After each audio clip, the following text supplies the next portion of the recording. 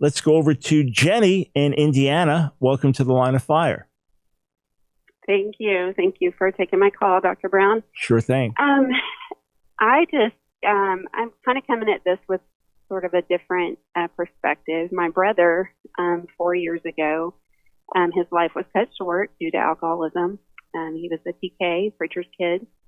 And now me and my husband pastor. And, of course, we abstained from alcohol, knowing, that we're examples. People look to us. And I just never know who may be looking at us or, who we're surrounded by, who may be struggling with something that we don't know about, And so I guess my struggle with this, and sometimes I don't always have the right answer, and I'm coming from it probably a little more emotional with it being so close to home.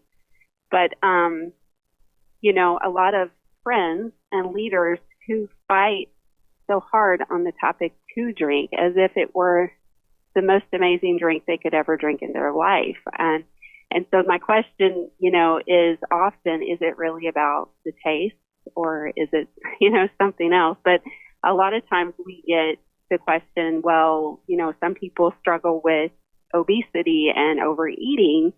So do I just not eat in front of them? And so we get a lot of those kind of things that come back at us. But, so I just want to kind of bring that perspective. Of course, I'm in agreement with you. So. Yeah, I appreciate it. And sorry for the things that do strike so close to home.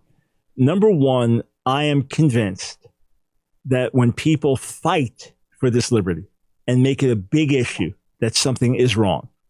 Again, as I've said through the broadcast, I understand people are burned and hurt by legalism. I understand they turn away from God. I understand they leave the church because of legalism. I get it.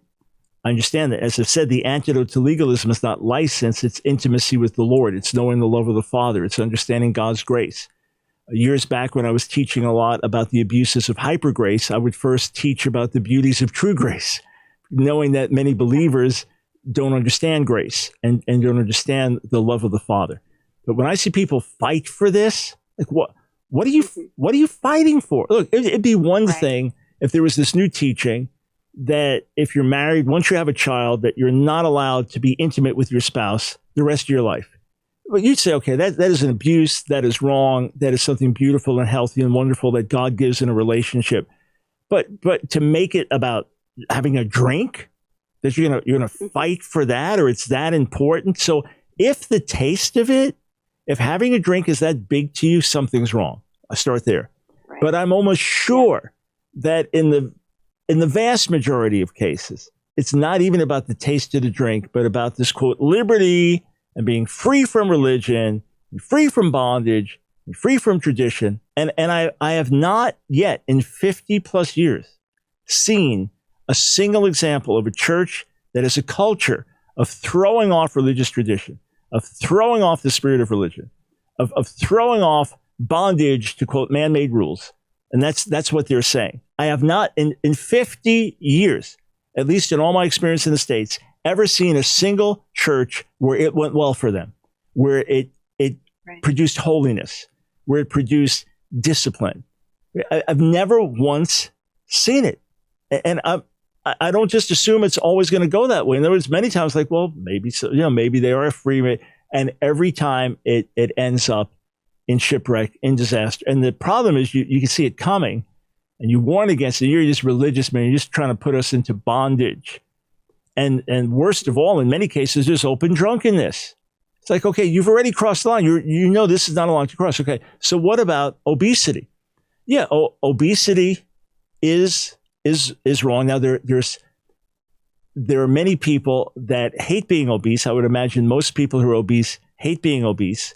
Many recognize that their lifestyles are contributing to it, but that's a real weakness in the church that we don't teach against gluttony and we don't model self-control in eating.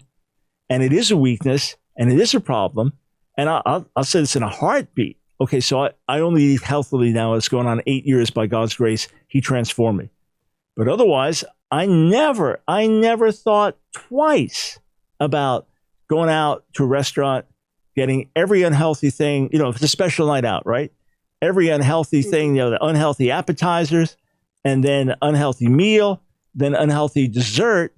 I never thought twice about it or that it would cause someone to stumble.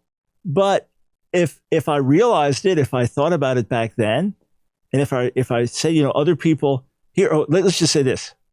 I think I would have had the sense that if you were going out to a meal with me and said, look, I'm really struggling with my weight and I'm having a hard time here.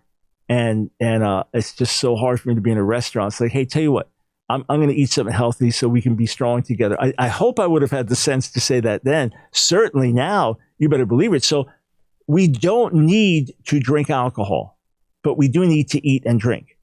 So that's the difference. So if I'm concerned about causing someone to stumble, I'm going to eat in a healthy way in public. And that's how I also eat in private. That's my lifestyle now. But their analogy isn't even right. Well, if some people struggle with obesity, then what, I shouldn't eat? Well, if you want to help them not struggle, then eat in a healthier way. Set a better example. Mm-hmm. No one's saying don't eat. And again, what is Paul's word on this? He's explicit. If you have this liberty, have it to yourself before God. But don't cause someone else to sin, because they'll be emboldened by your liberty. And as a result of it, do something which may not be sin for you, but it's sin for them. Is that for the sacred calling to be in gospel ministry, for the sacred calling to be used by God, for the sacred calling to minister God's words to other people and be his representatives? Is it that much to say, to have that privilege, just don't drink in public and let your private practices be private? Is that so much to ask? I mean, most of us would cut off our limbs for the privilege of ministering the gospel. How much more a little sacrifice like this? When people fight it and aren't willing, something is fundamentally wrong. I'm convinced of it. And may God open hearts and minds, because there are a lot of casualties that don't need to be out there. Hey, friends, I hope you enjoyed that video. If you did, click on one of the boxes on the screen, check out another one of our videos, and be sure to subscribe and hit that notification bell so that you don't miss a single video. You know, we discovered that about 60% of you that are watching our videos aren't subscribers. So subscribe today. Doesn't cost you a dime. And if you want to support our work, Line of Fire, and all the things that we do, follow one of the links on the screen below.